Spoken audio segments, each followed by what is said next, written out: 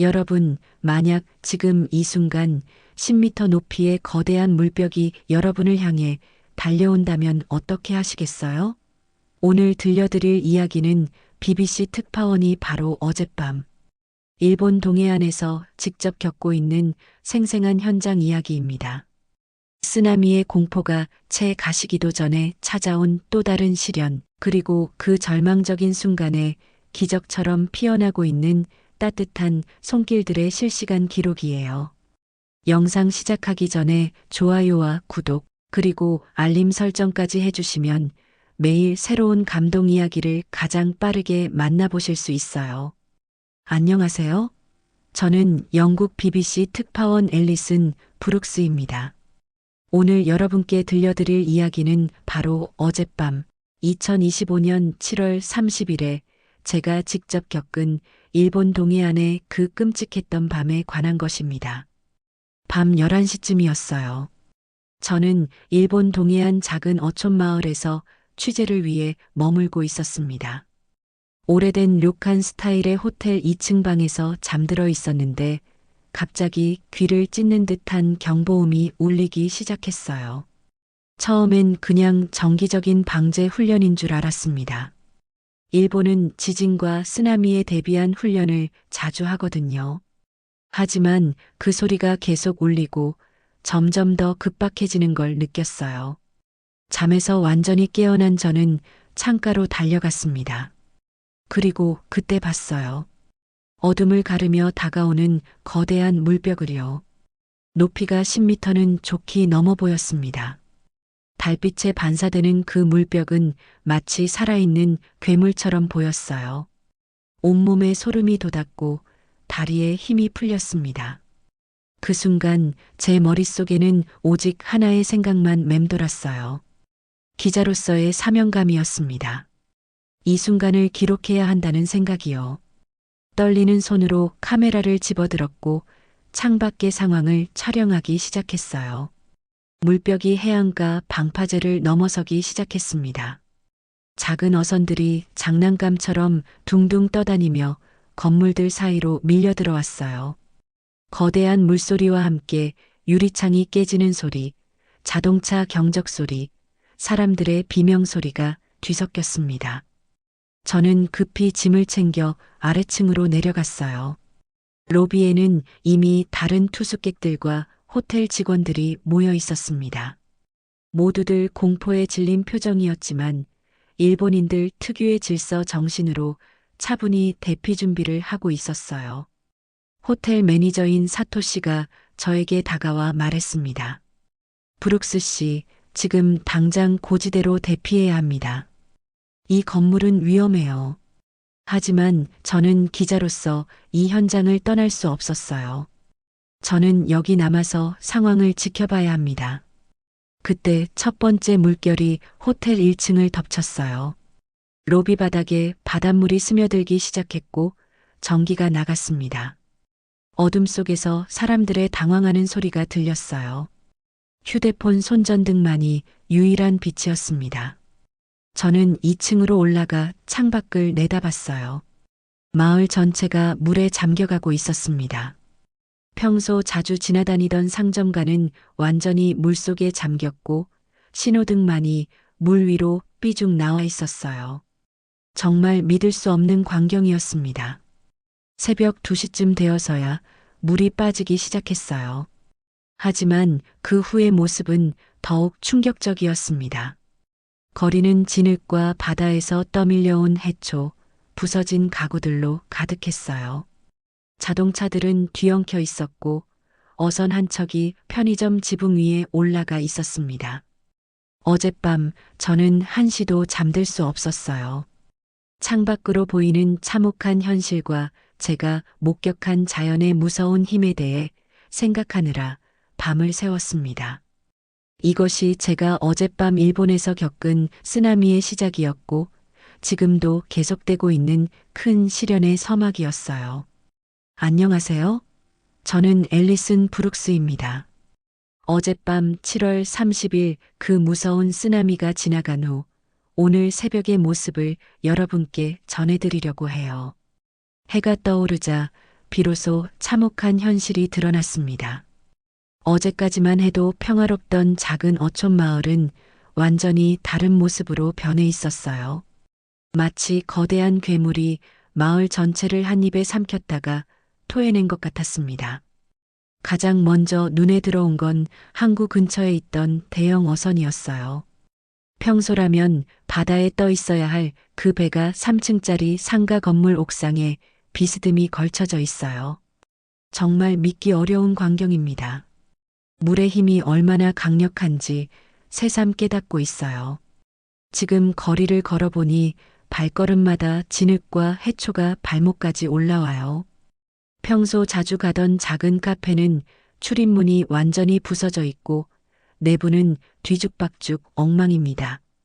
테이블과 의자들이 뒤엉켜 있고 벽에는 바닷물이 얼마나 높이 올라왔는지 보여주는 검은 자국이 남아 있어요. 가장 가슴 아픈 건 마을의 자랑거리였던 전통 마쓰리 축제의 상징물들이에요. 300년 역사를 자랑하던 미코시, 그러니까 전통 가마가 완전히 반으로 갈라져서 쓰러져 있어요. 금박이 입혀진 장식들은 진흙 속에 파묻혀 있고 정교하게 조각된 용의 머리 부분도 부서져 있습니다. 그 미코시 앞에서 한 할아버지를 만났어요. 야마다 씨라고 하시는 분인데 벌써 80살이 넘으셨다고 해요. 그분은 지금도 갈라진 미코시를 바라보며 눈물을 흘리고 계세요. 이 미코시는 제 할아버지 때부터 우리 가족이 관리해 왔습니다. 매년 축제 때마다 온 마을 사람들이 함께 들고 다녔는데 말끝을 흐리시며 고개를 떨구세요. 저는 그분의 이야기를 들으며 정말 마음이 아파요. 단순히 물질적인 피해가 아니라 300년간 이어져 온 문화와 추억이 한순간에 사라진 거니까요.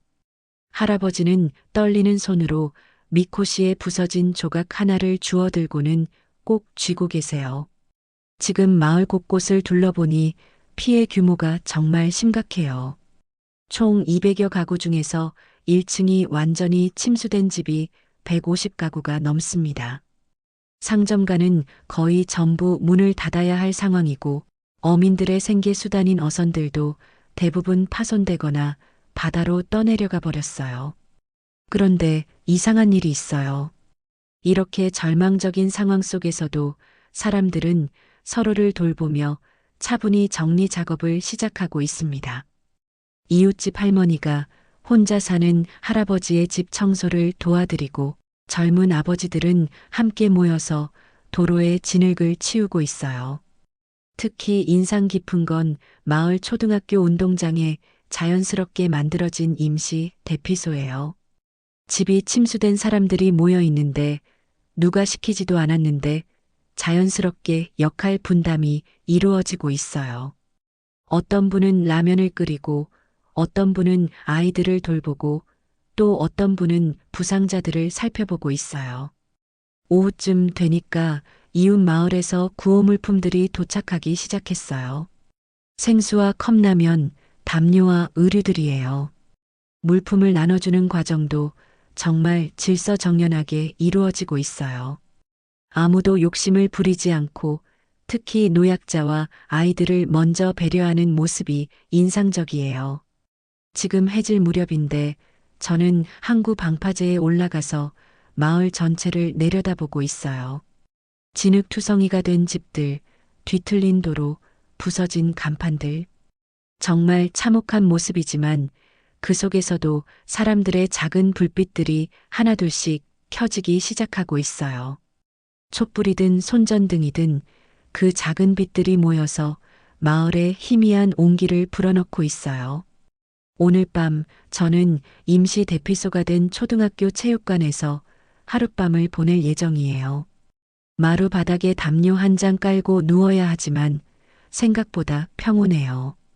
옆에서 코를 고는 할아버지 소리, 아이들의 작은 속삭임, 멀리서 들려오는 파도 소리. 이 모든 게 어우러져서 묘한 안정감을 줘요. 재난이 모든 걸 앗아갔지만 동시에 사람들 사이의 끈끈한 유대감은 더욱 강해진 것 같아요. 이것이 제가 오늘 발견한 작은 희망입니다. 안녕하세요. 앨리슨 브룩스입니다. 쓰나미라는 첫 번째 시련이 지나갔다고 안심했던 저희에게 바로 오늘 오후부터 두 번째 재난이 찾아왔어요. 오늘 7월 30일 다음 날, 그러니까 오늘 오후부터 기온이 급격히 치솟기 시작했습니다. 평소 여름철에도 30도를 넘지 않던 이 지역의 기온이 지금 42도까지 올라가고 있어요. 일기예보에서는 이례적인 고기압의 영향이라고 하지만 쓰나미로 이미 지친 사람들에게는 또 다른 시련이에요. 문제는 전력 공급이 완전히 중단된 상태라는 거예요. 쓰나미로 인해 발전소와 송전탑이 피해를 입어서 에어컨은 물론이고 선풍기조차 돌릴 수 없어요. 초등학교 체육관에 있는 100여 명의 사람들은 점점 견디기 어려워하고 있어요. 오전 10시쯤부터 체육관 안의 온도가 올라가기 시작했어요.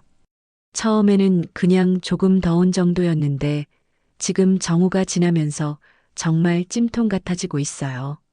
아이들이 칭얼거리기 시작했고 어른들도 점점 짜증을 내기 시작하고 있어요. 가장 힘들어하시는 분은 연세가 많으신 할머니들이에요. 특히 당뇨병을 앓고 계신 타나카 할머니는 숨쉬기조차 힘들어하세요. 옆에서 부채질을 해드려도 소용이 없어요. 얼굴이 새빨갛게 달아오르고 식은땀을 계속 흘리고 계시거든요. 지금 오후 2시인데 정말 극한 상황이 되고 있어요.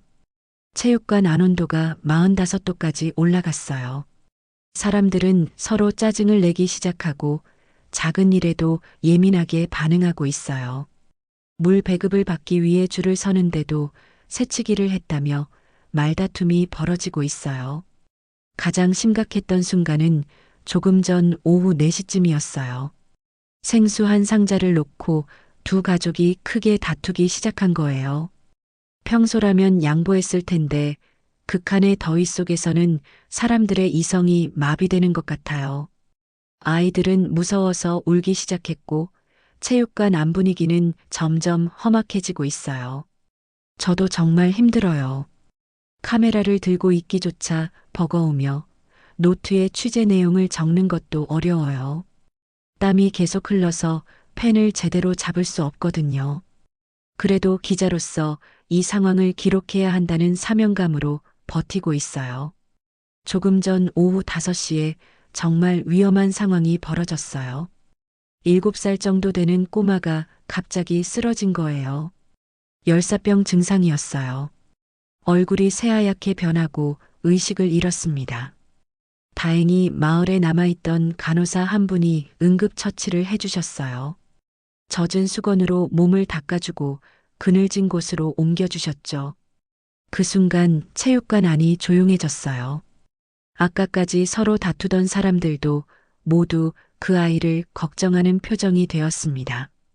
누군가 부채를 가져와 부채질을 해주고 또 다른 분은 얼음물을 구해오려고 뛰어나가고 있어요. 극한 상황에서 드러난 사람들의 본성은 결국 선량함이에요. 지금 저녁 7시쯤인데 마을 이장님이 긴급 방송을 하고 계세요. 인근 중학교 체육관으로 분산 대피를 하자는 내용이에요. 한 곳에 너무 많은 사람이 몰려 있으니 더위를 견디기 어렵다는 판단이죠. 하지만 아무도 먼저 나서지 않고 있어요. 서로 낯선 곳으로 가는 것에 대한 불안감이 있거든요. 그때 앞에서 말씀드린 타나카 할머니가 말씀하세요. 젊은 사람들이 먼저 가시지요. 우리 같은 늙은이들은 어디 가나 마찬가지예요. 그 말씀에 젊은 부부들과 아이가 있는 가족들이 하나둘씩 짐을 챙기기 시작하고 있어요. 지금 밤이 되어서야 조금 기온이 내려가고 있어요. 그래도 여전히 35도 정도이지만 낮에 비하면 훨씬 견딜만해요. 사람들은 지친 기색이 역력하지만 서로를 격려하며 하루를 버텨내고 있어요. 오늘 밤 저는 많은 생각을 하고 있어요. 자연재해 앞에서 인간이 얼마나 무력한 존재인지, 그리고 동시에 서로를 위해 얼마나 강해질 수 있는지를요. 내일은 또 어떤 시련이 기다리고 있을지 걱정되지만 이 사람들과 함께라면 이겨낼 수 있을 것 같은 희망도 있어요. 안녕하세요. 앨리슨 브룩스입니다. 어제 저녁부터 폭염으로 인해 체육관 안이 아수라장이 되어가던 그때 제 눈에 들어온 특별한 무리가 있었어요. 체육관 한쪽 구석에서 조용히 앉아있던 15명 정도의 사람들이었습니다. 처음에는 그냥 조용한 가족들인 줄 알았는데 자세히 보니 뭔가 달랐어요. 다른 사람들이 더위에 지쳐 짜증을 내고 있을 때 이들은 차분하게 서로를 부채질해주고 있었거든요. 가까이 가서 보니 이분들이 한국어로 대화하고 있다는 걸 알았어요. 이 마을에 거주하고 있던 한국 교민들이었습니다. 저는 한국어를 조금 할 수 있어서 조심스럽게 다가가서 인사를 드렸어요. 안녕하세요. 저는 BBC 기자입니다. 그러자 그 중에서 40대 중반으로 보이는 여성분이 유창한 영어로 대답해 주셨어요. 안녕하세요. 저는 김소영입니다. 이곳에서 한국어 교실을 운영하고 있어요. 정말 따뜻하고 차분한 목소리였습니다. 김소영 씨를 통해 알게 된 건데 이분들은 대부분 20년 이상 이 마을에서 살아온 분들이에요. 일본인과 결혼해서 정착하신 분들, 사업을 하러 오신 분들, 그리고 김소영 씨처럼 문화교류 일을 하시는 분들이죠. 모두 이 마을을 제2의 고향으로 여기고 계세요. 정말 놀라운 건 이분들의 행동이에요. 다른 사람들이 더위에 지쳐 힘들어할 때 한국 교민들은 조용히 손수건으로 만든 부채를 나눠주고 있어요. 그것도 아무 말 없이 정말 자연스럽게요. 특히 노인분들과 아이들에게 먼저 다가가서 돌봐드리는 모습이 인상적이에요. 김소영 씨에게 물어봤어요. 왜 이렇게 조용히 도움을 주시는 거예요? 그러자 이런 대답을 해주시더라고요. 저희도 이 마을의 일원이잖아요. 이럴 때일수록 더 도와야 하지 않겠어요? 그리고 조용히 하는 게 일본 문화에 더 맞는 것 같아서요. 정말 세심한 배려예요. 이분들은 자신들이 외국인이라는 걸 의식해서 일부러 튀지 않으려고 조용히 도움을 주고 계신 거예요. 하지만 그 조용한 행동이 오히려 더 큰 감동을 주고 있어요. 60대로 보이는 박철수 씨는 퇴직 전 엔지니어셨다고 해요. 이분이 지금 체육관 안의 공기순환을 위해 창문 배치를 다시 조정해주고 계세요. 이렇게 하면 바람이 좀 더 잘 통할 거예요. 정말 작은 변화이지만 체감 온도가 2, 3도 정도 내려간 것 같아요. 또 다른 분인 이미영 씨는 간호조무사 자격증을 가지고 계신데 지금 열사병 증상을 보이는 사람들을 조용히 돌봐주고 계세요. 물수건으로 이마를 닦아주고 수분 섭취를 도와주시면서 괜찮으시겠어요? 라고 부드럽게 말씀해 주시는 모습이 정말 따뜻해요. 가장 감동적인 건 김소영 씨의 딸인 15살 소민이라는 아이예요. 이 아이는 일본어와 한국어를 모두 능숙하게 구사하는데 지금 자연스럽게 통역 역할을 해주고 있어요. 한국 교민 어른들과 일본인 할머니들 사이에서 대화를 연결해주는 작은 다리 역할을 하고 있어요. 지금 오후 4시쯤인데 정말 흥미로운 일이 벌어지고 있어요. 김소영 씨가 가져온 작은 휴대용 라디오에서 한국 뉴스가 나오고 있는데 소민이가 그 내용을 일본어로 통역해주고 있어요. 한국에서도 이 쓰나미 소식을 크게 보도하고 있고 구호물품을 보낼 준비를 하고 있다고 해요. 그 말을 들은 일본인 할아버지 한 분이 말씀하세요. 한국 분들이 우리를 도와주신다니 정말 고맙네요. 그러자 김소영 씨가 겸손하게 대답하세요. 저희가 이 마을에서 받은 도움이 얼마나 많은데요. 당연한 일이에요. 지금 저녁 6시가 되어서야 기온이 조금 내려가기 시작하고 있어요. 그런데 그 무렵부터 한국 교민들의 또 다른 행동이 눈에 띄고 있어요. 이분들이 조용히 체육관 바닥을 정리하고 있어요. 하루 종일 사람들이 지내면서 어수선해진 공간을 말없이 치우고 계시는 거죠. 박철수 씨는 망가진 환풍기를 고치려고 도구를 구해와서 작업하고 계시고, 이미영 씨는 간이 의료진료소를 만들어서 열사병으로 고생하는 사람들을 돌봐주고 계세요. 모든 게 정말 자연스럽고 조용하게 이루어지고 있어요. 지금 밤 9시쯤인데 저는 김소영 씨와 조금 더 긴 대화를 나누고 있어요. 한국에서는 이런 상황을 어떻게 부르나요? 제가 물어보니 정이라고 하죠. 어려울 때 서로 돕는 마음이요. 특별한 게 아니라 당연한 거예요 라고 하시더라고요. 오늘 밤 저는 정말 많은 걸 느끼고 있어요.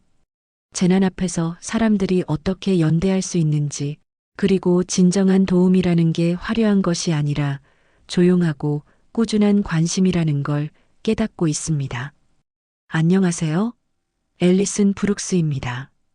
한국 교민들의 조용한 배려가 어떻게 마법처럼 주변 사람들의 마음을 바꿔나가고 있는지 말씀드릴게요. 오늘 8월 첫째 날 이른 아침, 체육관 안 분위기가 눈에 띄게 달라져 있어요. 어제까지만 해도 서로 예민하게 굴던 사람들이 조금씩 변화하기 시작한 거예요. 가장 먼저 변한 건 70대 스즈키 할머니였습니다.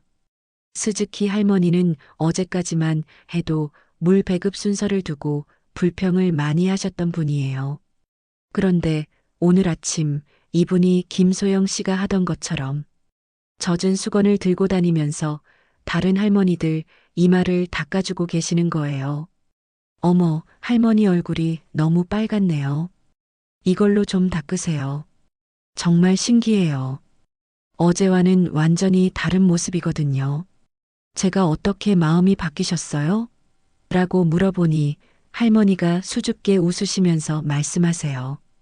한국 분들이 우리를 돌봐주시는 걸 보니까 부끄러워졌어요. 우리도 서로 도와야죠.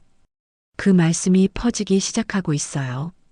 스즈키 할머니의 변화를 본 다른 사람들도 하나둘씩 바뀌기 시작한 거예요. 처음에는 멀찍이서 지켜보기만 하던 사람들이 직접 나서서 도움을 주기 시작하고 있어요.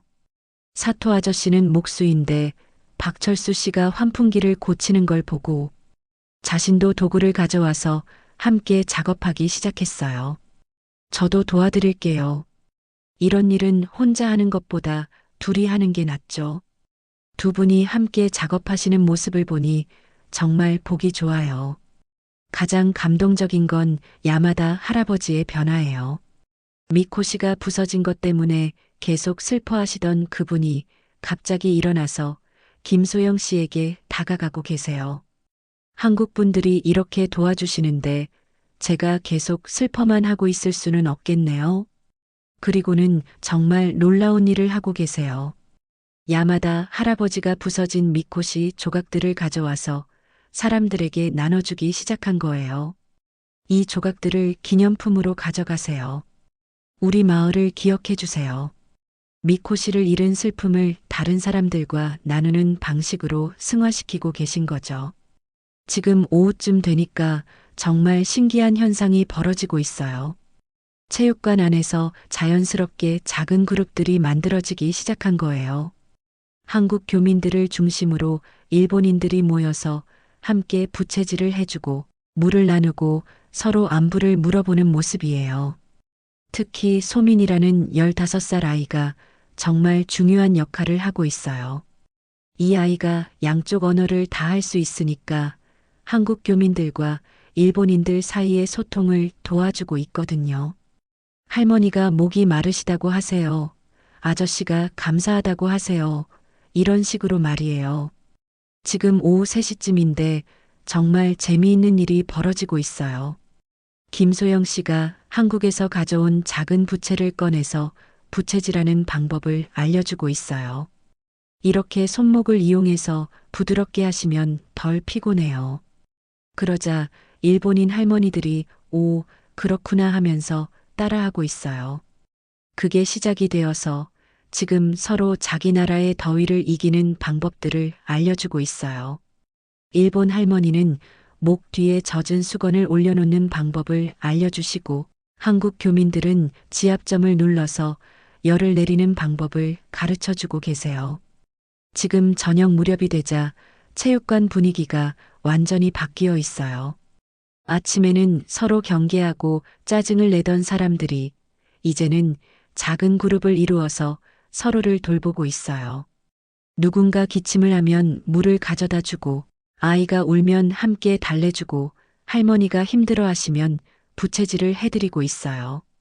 가장 인상 깊은 건 지금 저녁 8시쯤 일어나고 있는 일이에요. 체육관 전체가 조용해진 가운데 한 할아버지가 작은 목소리로 일본 전래 동화를 들려주기 시작하세요.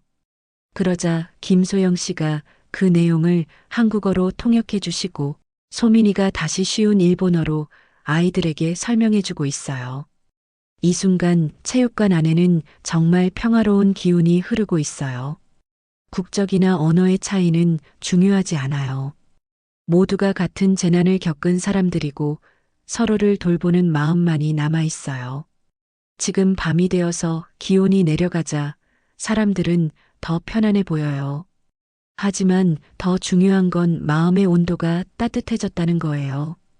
작은 배려가 사람들 사이에 전해지면서 체육관 전체가 하나의 큰 가족처럼 느껴지고 있어요. 안녕하세요. 앨리슨 브룩스입니다. 사람들 사이에 따뜻한 연대를 목격한 저는 한 가지 궁금한 점이 생겼어요. 이런 재난이 왜 일어났을까요? 오늘 오전 저는 이 지역 해양 생태학 전문가인 나카무라 히로시 교수를 만날 수 있었어요. 이분은 도쿄대학교에서 20년 넘게 연안 생태계를 연구해 오신 분입니다. 교수님과의 인터뷰를 통해 정말 충격적인 사실들을 알게 되고 있어요. 나카무라 교수님은 말씀하세요. 이번 쓰나미는 단순한 자연재해가 아닙니다. 인간이 만든 재해, 즉 인재라고 보는 게 맞아요. 그 말씀을 듣고 저는 깜짝 놀라고 있어요. 쓰나미가 어떻게 인재일 수 있단 말인가요? 교수님의 설명은 이래요. 이 마을 앞바다에는 원래 천연 산호초와 해조류 군락지가 있었어요. 그게 자연 방파제 역할을 했던 거죠. 하지만 지난 20년간 연안 개발 때문에 그 생태계가 파괴되었습니다. 정말 놀라운 이야기예요. 더 자세히 알아보니 정말 심각한 상황이에요. 이 지역에 대형 리조트와 마리나를 건설하면서 자연 해안선을 완전히 바꿔버린 거예요. 원래 있던 갯벌과 암초들을 모두 없애고 콘크리트 방파제로 대체했다고 해요. 자연이 만든 방파제는 파도의 에너지를 서서히 흡수해요. 하지만 인공 방파제는 그 에너지를 그대로 반사시켜버리죠. 그래서 쓰나미가 더 강력해진 거예요. 교수님의 설명을 들으니 정말 무서워요. 인간의 개발욕이 자연의 보호막을 없앤 거였어요. 기후 변화 문제도 심각해요. 교수님은 계속 설명해주고 계세요. 지구 온난화로 인해 해수면 온도가 올라가면서 극한 기상 현상이 자주 발생하고 있어요. 특히 일본 근해의 수온이 평균보다 3도나 높아진 상태예요. 그래서 이번에 쓰나미와 폭염이 동시에 온 거라고 해요. 바다가 뜨거워지면서 대기도 불안정해지고 그것이 극한 날씨를 만들어낸다는 거예요. 정말 복잡하고 무서운 연결고리예요. 제가 지금 마을을 둘러보면서 교수님 말씀이 맞다는 걸 확인하고 있어요. 예전 사진들을 보니 20년 전만 해도 이곳은 정말 아름다운 자연 해안이었어요. 작은 만이 있고 갯바위가 있고 그 사이로 투명한 바닷물이 흘렀던 거죠. 하지만 지금은 완전히 달라요. 직선으로 뻗은 콘크리트 방파제, 인공적으로 만든 모래사장, 그리고 거대한 리조트 건물들. 자연의 곡선은 어디에도 찾아볼 수 없어요. 모든 게 각지고 딱딱합니다. 더 충격적인 건 개발 과정에서 벌어진 일들이에요. 지역 어민들이 반대했지만 지방정부와 대기업이 손을 잡고 강행했다고 해요. 어민들은 바다가 달라지고 있다는 걸 가장 먼저 알아차렸어요. 물고기가 줄어들고 파도 패턴이 바뀌고 있다고 경고했지만 아무도 듣지 않았어요. 나카무라 교수님은 쓴웃음을 지으며 말씀하세요. 아이러니하게도 쓰나미를 막으려고 만든 방파제가 오히려 쓰나미를 더 강하게 만들었어요. 자연을 이기려고 했던 인간의 오만함이 부른 결과죠. 오후에 만난 지역 기상청 담당자도 비슷한 이야기를 해주고 있어요. 최근 10년간 이 지역의 기상 패턴이 완전히 바뀌었어요. 예전에는 예측 가능했던 날씨가 이제는 예측 불가능해졌습니다. 기후 변화의 영향이 생각보다 훨씬 심각해요. 지금 저녁 시간인데 저는 마을 뒷산에 올라가서 전체 마을을 내려다보고 있어요. 쓰나미의 흔적이 여전히 곳곳에 남아있지만 동시에 복구 작업도 조금씩 시작되고 있어요. 하지만 제 마음속에는 복잡한 감정이 들어요. 이 재난이 정말 피할 수 없었던 자연재해였을까요? 아니면 인간의 잘못된 선택이 만들어낸 결과였을까요? 교수님들의 말씀을 종합해보면 적어도 피해를 줄일 수 있는 방법들은 있었던 것 같아요. 하지만 이미 벌어진 일을 후회만 할 수는 없어요. 중요한 건 앞으로 어떻게 할 것인가예요. 자연과 조화를 이루면서 살아가는 방법을 찾아야 해요. 그리고 그 해답의 실마리를 저는 한국 교민들과 일본인들이 함께 만들어가는 작은 공동체에서 발견하고 있습니다. 안녕하세요. 앨리슨 브룩스입니다. 지금 정말 깜짝 놀랄 만한 일이 벌어지고 있어요. 하늘에서 헬리콥터 소리가 들리기 시작한 거예요. 처음에는 일본 자위대 구조헬기인 줄 알았는데 자세히 보니 태극기가 그려져 있어요. 한국에서 온 구조대예요. 체육관에 있던 사람들이 모두 밖으로 나와서 손을 흔들고 있어요. 김소영 씨는 눈물을 글썽이면서 우리나라에서 왔네요 라고 하시더라고요. 첫 번째 헬기에서 내리고 있는 건 대한적십자사 구조대원들이에요. 총 12명의 전문 구조대원들이 의료 장비와 구호물품을 가득 싣고 온 거예요. 팀장인 최준호 대위가 김소영 씨에게 다가와서 교민 여러분, 그동안 고생 많으셨습니다라고 인사를 드리고 있어요. 정말 놀라운 건 이분들의 체계적인 대응이에요. 구조대원들은 지금 먼저 응급환자들을 파악하기 시작하고 있어요. 열사병으로 고생하던 할머니들과 탈수 증상을 보이던 아이들을 우선적으로 치료해주고 계세요. 한국에서 가져온 첨단 의료 장비로 혈압과 체온을 재고 링게를 놓아주는 모습이 정말 전문적이에요. 지금 오전 11시쯤인데 두 번째 놀라운 일이 벌어지고 있어요. 항구 쪽에서 큰 배 한 척이 들어오고 있어요. 한국해양구조대 함정인데 배 위에는 거대한 컨테이너들이 가득 실려 있어요. 무엇보다 눈에 띄는 건 갑판에 임시로 설치된 담수화 설비예요. 함정에서 내리고 있는 해양구조대원들이 설명해주고 있어요. 이 담수화 설비로 하루에 5,000리터의 깨끗한 물을 만들 수 있어요. 당분간 식수 걱정은 하지 마세요. 정말 감동적이에요. 멀리 한국에서 이런 첨단 장비까지 가져와서 도와주는 거니까요.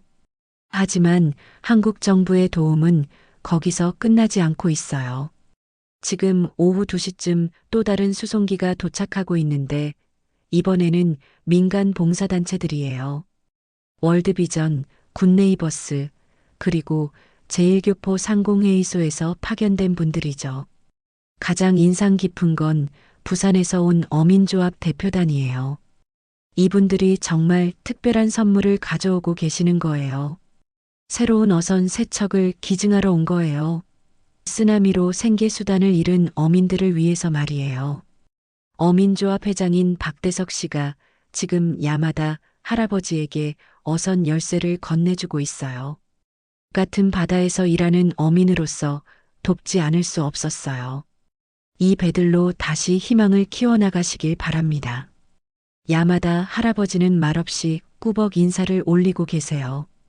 지금 오후 4시쯤부터는 정말 신기한 광경이 펼쳐지고 있어요. 한국에서 온 자원봉사자들과 현지 주민들이 함께 복구 작업을 시작한 거예요. 언어는 다르지만 몸짓과 마음으로 소통하면서 진흙을 치우고 부서진 가구들을 정리하고 있어요. 특히 한국 대학생 봉사단 20여 명이 정말 열심히 일하고 있어요. 이들은 지금 한일 양국 언어로 된 안내 표지판을 만들고 있어요. 이곳은 급수대입니다. 마이너스, 의료진료소 마이너스, 이런 식으로 말이에요. 작은 배려이지만 정말 큰 도움이 되고 있어요. 지금 저녁 6시쯤 한국 민간단체들이 준비한 특별한 이벤트가 시작되고 있어요. 임시급식소에서 한국 음식을 대접해주는 거예요. 김치찌개, 비빔밥, 그리고 시원한 냉면까지 더위에 지친 사람들에게 정말 큰 힘이 되고 있어요. 일본인 할머니들이 지금 김치찌개를 드시면서 매운데 왜 이렇게 시원하지? 라고 하시는 모습이 정말 귀여워요. 한국 아주머니들이 매운 음식이 더위에 좋아요라고 설명해 드리니까 아, 그렇구나 하면서 신기해 하시더라고요. 가장 감동적인 건 지금 저녁 8시쯤 일어나고 있는 일이에요. 한국 봉사단 단장인 이선희 씨가 마을 이장님에게 특별한 제안을 하고 있어요. 앞으로도 정기적으로 교류하면서 재해 대비 훈련을 함께하면 어떨까요? 서로의 경험을 나누면서 더 안전한 마을을 만들어가요. 마을 이장님은 정말 감격해 하시면서 그렇게 해주시면 정말 고맙겠습니다.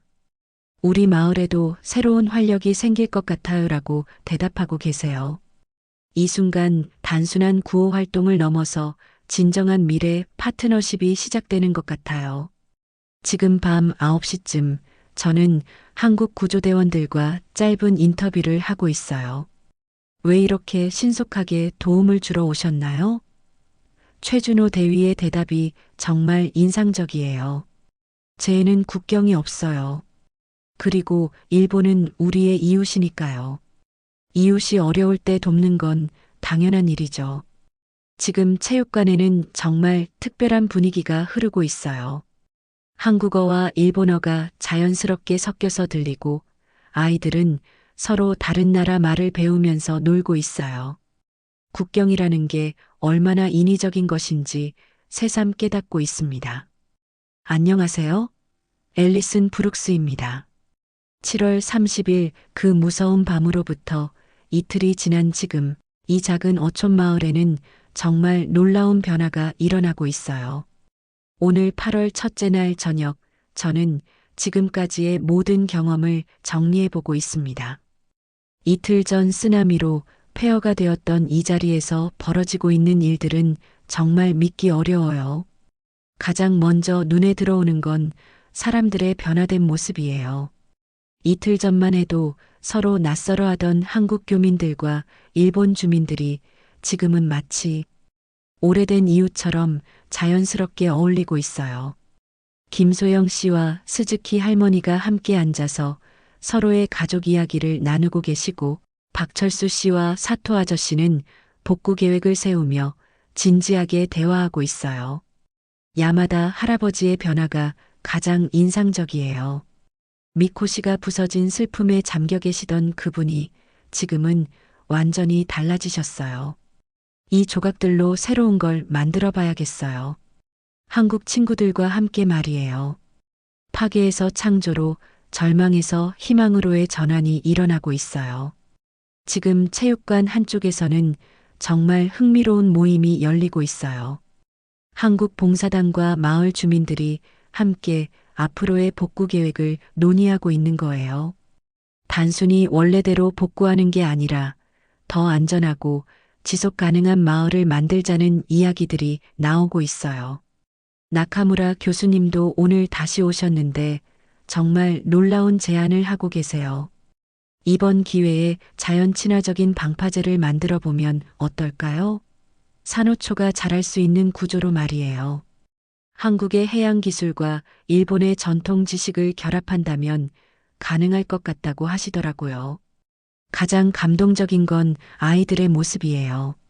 소민이를 비롯한 한국계 아이들과 일본 아이들이 지금 함께 그림을 그리고 있어요. 쓰나미 이후의 마을 모습을 그리고 있는데 무너진 건물들 사이에 무지개가 떠 있고 사람들이 손을 잡고 있는 그림이에요. 오늘 오후에는 정말 특별한 일이 있었어요. 한국에서 온 IT 전문가들이 마을에 새로운 경보 시스템을 설치하기 시작한 거예요. 기존 시스템보다 30분 빠르게 위험을 감지할 수 있는 첨단 시스템이라고 해요. 다시는 이런 일이 일어나지 않도록 하겠습니다. 지금 저녁 무렵인데 한국 구조대원들이 마을 곳곳에 태양광 랜턴을 설치하고 있어요. 전력이 끊어진 상황에서도 최소한의 조명을 확보할 수 있도록 하는 거예요. 작은 배려이지만 밤에 대한 두려움을 덜어주고 있어요. 가장 인상 깊은 건 지금 체육관에서 벌어지고 있는 문화 교류예요. 한국 대학생들이 한국 전통 놀이를 가르쳐주고 일본 할머니들은 종이 접기를 알려주고 계세요. 언어는 달라도 함께 웃고 즐기는 모습을 보니 정말 따뜻해요. 오늘 저녁 7시쯤 저는 김소영 씨와 마지막 대화를 나누고 있어요. 이틀 전을 돌이켜보시면 어떤 생각이 드세요? 제가 물어보니 김소영 씨는 잠시 생각하시더니 이렇게 대답해주고 계세요. 처음에는 정말 무서웠어요. 하지만 그 속에서 사람들의 진짜 모습을 볼 수 있었어요. 국적이나 언어가 다르다고 해서 마음이 다른 건 아니더라고요. 모두 같은 인간이고 어려울 때 서로 손을 내밀 수 있는 존재들이에요. 그리고 이어서 하신 말씀이 정말 인상 깊어요. 쓰나미가 모든 걸 쓸어갔지만 동시에 새로운 가능성도 보여줬어요. 작은 실천이 얼마나 큰 변화를 만들 수 있는지 깨달았거든요. 쓰나미보다 더 강한 건 결국 사람들의 마음이에요. 지금 해가 지면서 마을에 황금빛이 물들고 있어요. 이틀 전 그 무서운 물벽이 덮쳤던 바로 그 바다가 이제는 평화롭게 반짝이고 있어요. 한국에서 기증받은 새로운 어선들이 항구에 정박해 있고 아이들이 체육관 앞에서 뛰어놀고 있어요. 저는 지금 이 모든 이야기를 정리하면서 깨닫고 있어요.